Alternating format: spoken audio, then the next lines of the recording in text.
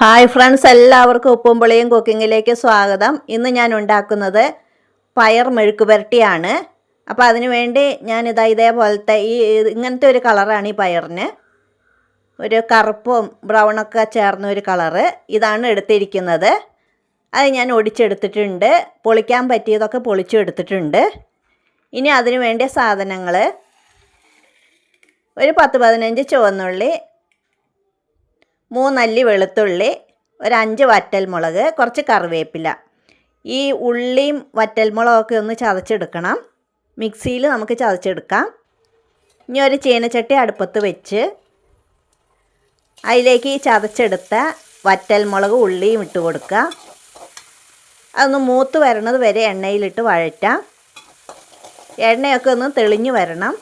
അപ്പോൾ അത് മൂത്തെന്ന് മനസ്സിലാക്കാം. കറിവേപ്പില ചേർത്ത് കൊടുക്കാം.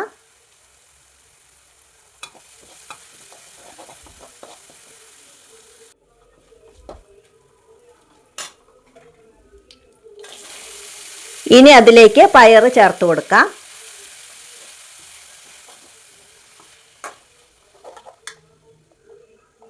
ആവശ്യത്തിന് ഉപ്പ് ചേർത്ത് കൊടുക്കാം.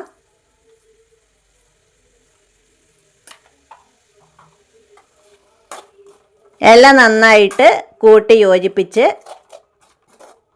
മൂടി വെച്ച് വേവിക്കാം. ഒരു 2-3 മിനിറ്റ് നേരം ഒന്ന് മൂടി വയ്ക്കാം.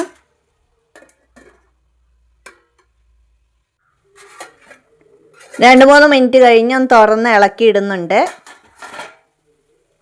അപ്പോൾ അത് കഴുകിയപ്പോൾ ഉള്ള കുറച്ച് വെള്ളമൊക്കെ അതിൽ നിന്ന് ഇറങ്ങി വന്നിട്ടുണ്ട്.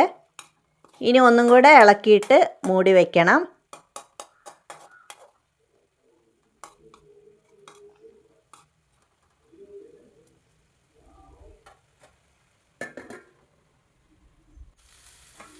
രണ്ട് മൂന്ന് മിനിറ്റും കൂടെ മൂടി വെച്ചിട്ടുണ്ടായിരുന്നു.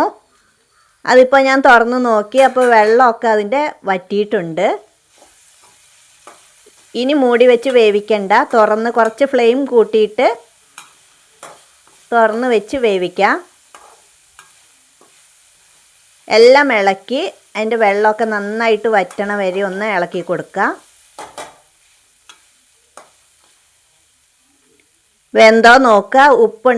ഉപ്പില്ലെങ്കിൽ ഉപ്പിട്ട് കൊടുക്കുക.